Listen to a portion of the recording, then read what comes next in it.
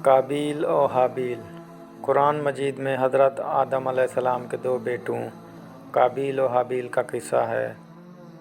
हज़रत आदम अलैहिस्सलाम और हज़रत हवा से बहुत औलाद हुई। इन्हीं में दो बच्चे काबिल और हाबिल थे।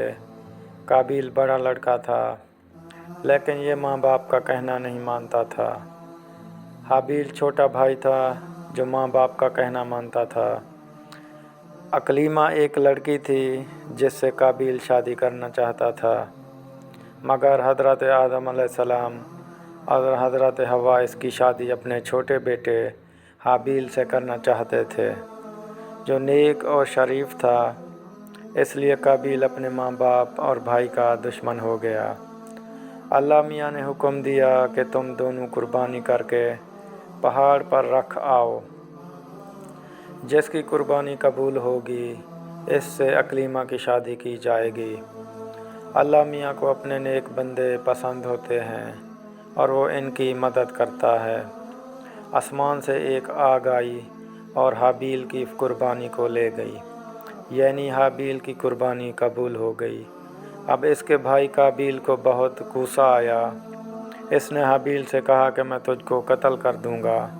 हाबिल ने कहा, अल्लाह नेक बंदों की कुर्बानी कबूल करता है। अगर तुम मुझसे तो मैं तुम पर हाथ नहीं उठाऊंगा। आखिर एक दिन काबिल ने हाबिल को कत्ल कर दिया। दुनिया में ये पहला कत्ल था जो काबिल ने अपने भाई हाबिल का किया।